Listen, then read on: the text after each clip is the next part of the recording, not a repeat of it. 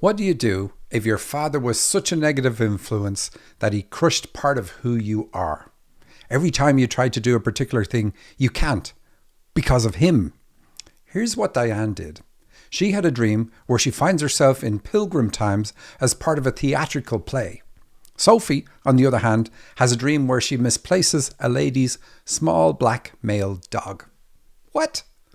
How does that help? Well, the answer is it helps completely. Stay tuned and I will tell you why.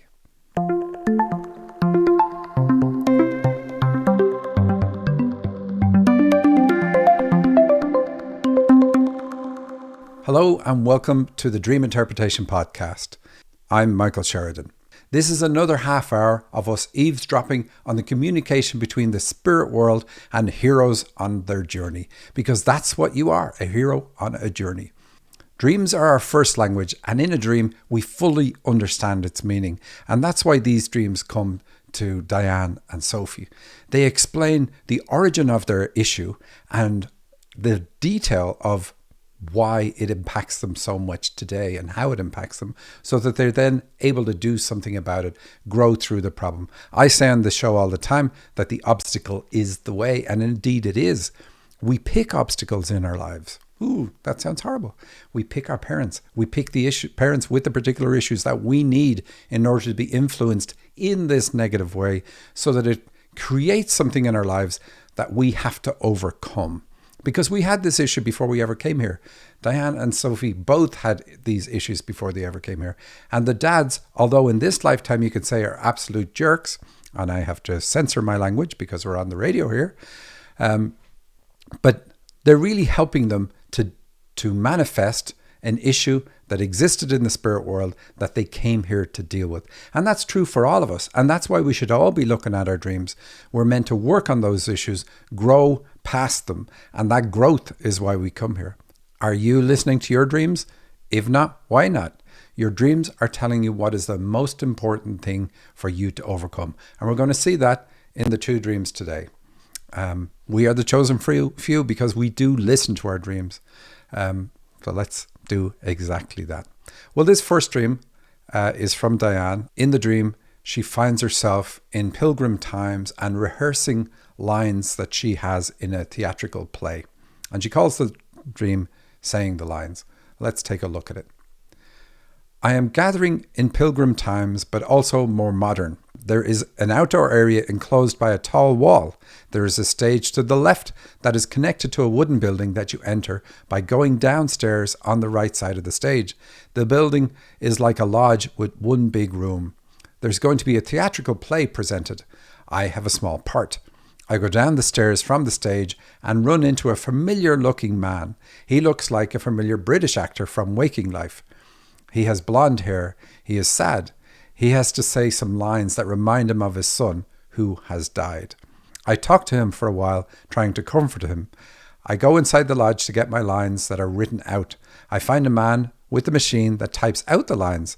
I bring my lines to him, and he puts them into the machine, which prints them out. The lines then become clearer for me to read. I keep running into people who are in the play. They're practicing their lines. The weird thing is that none of the lines seem to connect to anyone else's lines. There is no storyline, just isolated individual speeches. We go on stage and present our monologues and take our bows. All right, so that's the whole dream. I'm going to go back to the start of it and read it line by line and break it down for you, because I've done that a few times on the show now and people say they absolutely love that. So again, it's called Saying the Lines, and we would imagine just from the title that it's going to be about channeling, and we have an actor in the dream. Bill Nighy, she said, was the actor.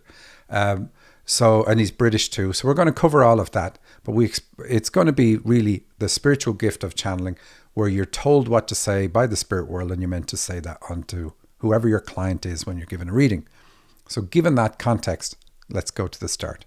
She says, I am at a gathering in pilgrim times, but also more modern. I asked her what did that mean for her, and she said it's about being very rigid due to religion. She says it's also old-fashioned. So she has old-fashioned influences and religious influences. She's been a victim of that, let's say. So it's not about her being like that, but her being subjected to it. There is an outdoor area enclosed by a tall wall. That's the second line. So here, walls are about the heart, typically. And then the fact that she says the outdoor area is enclosed kind of backs that up. It's about how I limit something in some way. And we know the something because of the title is about channeling. So she limits her channeling and she's meant to share it. Obviously, because it's limited, we need the opposite in the dream. So it's about her needing to get to the point where she can share her channeling gift with others. And so then we expect later on, we're going to see why she limits it. What is the issue? We already know, because I said in the tease at the start of the show, that it's limitation due to dad. And this is how it works. Our lives are going to be limited in a very particular way. And having to overcome that issue is where our growth is. And when we overcome it, we get to unlock some really positive aspect of us. So it's well worth the effort for her. Next line is, there is a stage to the left that is connected to a wooden building that you enter by going downstairs on the right side of the stage. The building is like a lodge with one big room. Okay, 2 lines there. And I said the 2 because it's really about birth. Moving from a high location to a low location is about moving from the spirit world, high vibration, to the physical world, which is low vibration. And we also see the lodge, which is also another symbol for birth. This is something that she has to do. It's part of a stage of her life. She's got to be in front of people using this gift. The reference to the wooden building tells us that she also has digestive system issues, but nothing big. It doesn't really point out, like, here's what you need to do. It's just a nod to it. But when you see that in a dream and we see, okay, the channeling is what the dream is about, and it's going to get into talking about issues with dad, it says if you work on these issues, it's also going to help your digestive system. There's no other reason for it to be in the dream. There always has to be purpose behind everything that's there. She also says, like, the building is like a lodge with one big room. And so when you think about a room, if I was to say I was in my kitchen and there was 20 other people in there, you would be thinking, oh my gosh, that's crowded. But if I said there was a big room, you automatically assume this room is built for a lot of people. So how many can you fit in? We don't know from the dream, but it's meant for a lot of people to be there. So it's all about coming here specifically with the purpose of sharing her gift, because that room is all about bringing a lot of people together, obviously for a purpose. She says there's going to be a theatrical play presented. Well, now we're getting into what the purpose is. So it's part of what her life is about. She says, I have a small part. And when I asked her about that, because that seems negative, it's been a small part, but she said her part was the same length as everybody else's. Everybody had a few lines, the same few lines, different lines for each person, but the same amount of lines. So really, in this context, it's saying, look, it's not daunting. And that's the point of it. It's like, this is what you're meant to do. It's not that big and everybody is doing it. So be like everybody else. If everybody else can do it, you can do it. And so it's a very encouraging thing for us to see in the dream. She says, I go down the stairs from the stage and run into a familiar looking man. So again, movement downwards is about birth. And the first person you're going to meet is your dad. So this familiar man is going to be 2 things. He's going to be dad, and he's also going to represent the gift. And we know, because he's an actor in the dream, that it's definitely her gift of channeling. So she brought that with her. She came here to use that gift. A man with blonde hair is going to be encouraging the dreamer to accept some positive masculine aspect that she's got. So we know this dream is going to be focusing on masculine energy, but we know that as well, mainly because we see the man being the feature. And she says, he is sad. He has to say some lines that remind him of his son who has died.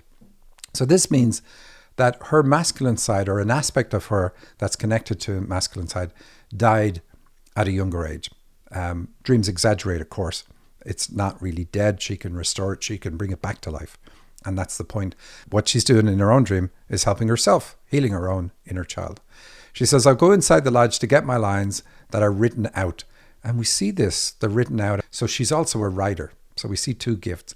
There's not really any other reference to that writing here, but we know it's there. She says, I find a man with a machine that types out the lines. I bring my lines to him and he puts them into the machine, which prints them out. The lines then become clearer for me to read. And so I asked her, really, could she summarize that a bit? And she said, yeah, the machine was like a tool that you could use to improve your ability with the lines. So that means that a part of her, like this is one of her tools that she uses, her channeling ability, and she's able to get herself into a particular state that allows her to read better. She says the lines become clearer for me to read. And when you get a reading, I mean, it's called a reading from somebody who channels, we see that word, like she says, I'm going to be able to read for somebody much more easily. So all backing up that it's all about channeling. She says, I keep running into people who are in the play. So everybody's in the play. Everybody's in the play of your life. But here, these are people who are also going to say lines. So it's like they want her to be immersed in the idea of practicing and then using her gift.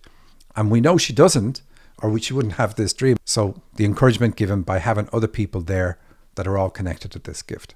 She says they are practicing their lines. Again, that's practicing the gift. The weird thing is that none of the lines seem to connect to anyone else's lines. When you channel for somebody, you're going to say what you're told to say. And when you channel for the next person, it's going to be different. She says, we go on stage and present our monologues and take our bows. It's kind of funny with all this build up. It's just like, boom, then it's all over and done. But it's good that we see the dream is really encouraging her by having all the other people doing it as well. And then she goes out and does it, succeeds and takes her bows. So we know this is something that she's going to do. When I talked to her about the part earlier, where she meets the guy, she meets Bill Nighy, and I asked her what her dad's name, and her dad's name, as it turns out, was Bill as well. So it's like, okay, there you go. We see the connection. He's definitely your dad, and he's sad, and we have all this rehearsal and so on. And in the conversation, it came out that Dad would focus on the things that you got wrong, not what you got right. You could do a test and get 98%, and you would focus on the 2% you didn't get and why you didn't get it. And so this is her issue with channeling. I said, why don't you channel? Because you're already able to channel. She didn't immediately come back and say, no, I can't. She's like, yeah, I know I can channel, but I don't channel because I'm afraid of getting it wrong. And that's the connection, that Dad would focus on her, but focus on her getting things wrong. And then that becomes the big issue. And so this dream says she's got to work on the issues with Dad. She could cut the ties with Dad, for instance. That would be a perfect thing to do. And have on the list all the negative things, including this, the way he was, focusing on her negative aspects or where she failed, because that has made her in life expect to fail, because she had to give focus there because of the way Dad was. And it's a very simple thing, but you have to think about it. She was a child when Dad was this way. If somebody was to focus on my negative or my failures over and over again, like if I get lots of things right and I get 2 things wrong, and they always point out the wrong things, I'm going to have a word with them about that, saying, yeah, that's not really practical and helping me in any way. But you can't do that as a kid. What we want from our dads is support and belief. And when we don't get it, because we're not getting it when Dad's being critical, we blame ourselves. This is always how the mind works in a child. It's never any different. If Dad isn't giving me what I need, it's my fault, never Dad's fault. And so I blame myself because of the fact that I'm getting things wrong. Otherwise, he wouldn't be pointing them out. And if I didn't get things wrong, I would get the support that I need and the belief in me, like whatever I could do, he's happy. But she didn't get that. And so she still is going through life today looking for the fault in herself, which doesn't exist. But if you look hard enough, you're always going to find something. But we overlook all the positives, and that's because of Dad. And so that's why she needs to work on Dad, do a therapy like cutting the ties or whatever it is. It has to have something that goes back to birth, because we see that symbol in the dream. We see several symbols for birth, and you can't do a talking therapy for issues that were in your life before you could talk. It just is how it works. Therapy has to work on a child at the same age as when you picked it up. So thank you for sending that dream in, Dianne. Really love it. And cut the ties with Dad. That's what you need to do. And you're going to find, especially because you now have the connection between Dad's issues and you becoming the world's best channel, it's really going to help. Here's a dream I really like. This one is from Sofie. In the dream, a woman gives her a small black male dog so that it can run with her dogs. But she misplaces the dog. But there's such strong emotion in the symbolism of the dream. I really, really like this. So let's take a look. This dream is actually about Sofie's relationship with her father and how that impacts other relationships in her life today. Here's the dream. I was out with my dogs and a lady with blonde hair had two dogs, a bigger one and a small black one. She wanted me to take the smaller black one because it was hard for her to have both of them together. She wanted me to take him so he could run around with my dogs. She was holding him and I said, "Oh, does he like to be picked up or held?" Because I didn't know how I was going to transport him. So I went to take the dog from her and that was fine, but I was still concerned that he didn't really like to be held. I don't know what happened next because it was like I woke up, even though I didn't actually go to sleep. But I woke up and realized I had never taken the dogs to run. I was going to take them in a far field to run around. And I noticed her dog was missing. I grabbed my car keys to go look for him. I was walking somewhere and she walked up and I said, "Have you seen them?" Meaning her dog and my dog. Even though I was pretty sure my dog was safe at home, but I felt bad that I had misplaced her dog. So let's just pull some of the pieces of this dream together to make sense of it initially.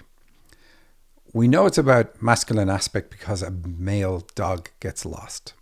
And we know it's about something that happened in childhood because it's a small dog. And we know it's about fears because the dog is black. And we've had this come up on the show many times in the past. When a dog is lost and a dream is really about finding a lost dog, it's often about sexual intimacy. And that's what this dream is about. Fear of sexual intimacy. Fear is probably too strong a word, but it's going to be something that messes that up for the dreamer. And we suspect it's going to be connected to the way dad treated her in childhood. And we're going to cover that. We see it in the dream and you'll see it when I point it out. So she says, right from the start, I was out with my dogs and a lady with blonde hair had two dogs, a bigger one and a small black one. She wanted me to take the smaller black one because it was hard for her to have both of them together. Well, the lady with blonde hair is a guide, and guides demonstrate to us what our issue is. The lady's having a problem with the small black male dog. And so by having that problem, she is saying to Sofie, this is your problem with intimacy when it comes to men. And she says, I want you to take him. Like the next sentence is, she was having problems with both of them together. She wanted me to take him so he could run around with my dog. So she's saying, this is my problem, and I want you to take this so that you can help this dog and it can run around with your dogs. And she just said she had a problem with having that dog with other dogs, but she wants the dreamer to take it. So this is what guides do. They show you your issue, and this one goes a little bit further by saying, can you please take this? Like, deal with this issue. And the other thing that's interesting is we know the dream is about masculine aspect, but we also see feminine aspect because we have a lady that shows up straight off and she has blonde hair. So that's asking the dreamer to be accepting of her feminine side. So the dream is about really about how Sofie can remain true to herself, remain in her feminine energy space, which is all about being open, loving, nurturing, caring, and so on. Many more things, many more positive things, accepting people as they are. That's feminine energy. And so the dream is about her being that way, remaining that way, because that's her normal nature in the context of an intimate relationship with a male. And so that's her issue. So when I asked Sofie, do you have difficulty in relationships when they become intimate? She said, absolutely, I do. And I lose myself. I'm not able to be myself. And we see where the issue comes from when we go further into the dream. She says, she was holding him and I said, oh, does he like to be picked up or held? Because I didn't know how I was going to transport him. So I went to take the dog from her And that was fine. But I was concerned, what if he didn't really like to be held? And so it's a small dog. So we know it's about her when she was small. That's the way dreams do it.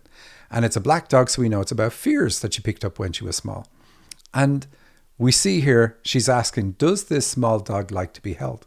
Now, I can guarantee you that every child on the planet wants to be held. If you know a child that does not want to be held, they've already suffered a trauma and they're not wanting to be held because of that trauma. And so here it's connected to dad, and dad not holding the dreamer, not picking her up, not being close to her. We learn to be intimate with males and females based on our first relationships with men and women. And our first relationship with a woman is with mom. Our first relationship with a man is dad. And if dad is able to pick me up and allow me be myself and allow me be all over him like a young girl would be, like she always wants to be sitting on his lap, always wants to be with him, etc., etc. That is normal childhood behavior. The child wants that. When dad comes home from work, if he works, I better be the first person he comes to, and he better pick me up and he better hug me and he better not put me down, and so on and so on and so on. And so that's what she didn't get from her dad. And we know she didn't get it because she makes this point about, I don't know if the dog wants to be picked up and held. A child does not see a fault with the father. They see a fault with themselves. If I didn't have a fault, then dad would want to pick me up.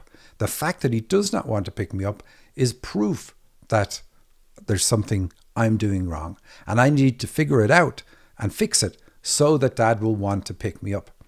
And again, so this changed her nature. It caused her to have to change. I'm trying to find, what is it I need to do? What am I doing wrong so that dad will support me and pick me up and love me the way that he should? And of course he didn't, and still doesn't. But it means that the impact on Sofie is she's not able to be herself when relationships become strong. Because what she does is she goes into her head and it's like, okay, I do like to be held. I do like my partner to hold me. But I'm always questioning, does he want to hold me, or is he just doing it because he thinks I want to be held, and so on. And it destroys it for her, destroys the feeling, destroys the moment. That's how dad being that way and not allowing her be herself around him has destroyed all decent relationships for her with men. Big issue for her that she's working on and successfully working on through dream work and cutting the ties. She says, I didn't know what happened next because it was like I woke up even though I didn't actually go to sleep. Well, that's really good in a dream. Any dream where you wake up in the dream, even if you did wake up from sleep in the dream, because that says, okay, something has happened. And here it's because she's in therapy. Something has happened that has woken you up. And now you can see this issue for what it is. So super, super positive, saying everything else that just was preceded us in the dream is all being resolved because now you're awake. You say, I realized I'd never taken the dogs to run. I was going to take them in a far field to run around. Okay, you came here to do this. Enjoy intimacy in a relationship, but you've never done it because she's misplaced this dog. At least that's what it is in the dream. But she says, and I noticed her dog was missing. So this is the issue. This is what you need to fix. She says, I grabbed my car keys to go look for him. So this is really good. So she now has the key to deal with this issue. What's also good is she says they're car keys, and cars move faster than walking. So it's like, I am going to fix this issue at speed. It's not going to take me too long. She says, I was walking somewhere and she, meaning the lady from the start of the dream, walked up and I said, have you seen them? Meaning her dog and my dog, even though I was pretty sure my dog was safe at home. But I felt bad that I just misplaced her dog. So this last part of the dream is really just keeping the context. So this is what it's still about. It's about finding this dog while remaining yourself. And then we see guilt come into it. So I said there was going to be more. And the guilt is like, I feel guilty that I just misplaced her dog. Now, the dreamer is everything. She's everything in the dream. But when I asked her, where does guilt come into relationships? She said that I feel guilty because I feel like I'm messing it up. But the guilt comes really not from the relationship. It comes from dad making her feel guilty because he didn't pick her up. So something's wrong with her. And she's feeling like, as a child, I don't know what it is. I feel guilty because I'm doing the wrong thing, but I don't know what I'm doing wrong, and Dad isn't picking me up. And so that's where the guilt comes from the dad issue. So when she works on the issues around Dad, that's going to help her drop that completely. But I really like the dream. I don't know if I did it justice in this show explaining it, but I really like how strong it is using dogs as a symbolism, to be about where the issue comes from, that you are not able to be yourself in an intimate relationship. And we all want intimate relationships. So fixing this is just going to be beautiful for Sofie for the rest of her life. So there we have it. So are you interested in finding out what the issues are in your own dreams, or what the gifts are in your dreams? We have courses running all the time. Go to dream-analysis.com/courses, and you will see 2 that start next week, one on Sunday, one on Saturday. The one on Sunday is about how to know when your dreams are about your spiritual gifts, and how to tell what your gifts are from those dreams, because not every dream is about spiritual gifts. So the course teaches you how to know which dreams are about that, and then once you know those dreams, how to tell what the gifts are based on what's happening in the dream, the symbolism in the dream. It's done in a beautiful, easy way to understand. That's May 15th. And on Saturday, we have our most popular course, which is where we teach you how to interpret dreams. It's, say, level 1, but level 1 is really, really decent. It covers every aspect of dreams almost. So quite detailed, teaching you how to interpret dreams, but also taking the biggest issue in your dreams that your dreams reveal and helping you heal those issues. So is it around mom? Is it around dad? Is it around birth? We can see all that from your dreams. You'll understand it. And then we help you by looking at maybe 50 or 60 of your dreams or more over an 8 or 10 week period, helping you find the issues, fix the issues. And that course starts on Saturday. You can, of course, download my dream dictionary, and that's free. You can get that at dream-analysis.com as well. And once you go there, download the dictionary, but you can just click on courses and find out what we have going on at any time of the year. That's it. I hope you enjoyed the show. I will see you next week. Take care.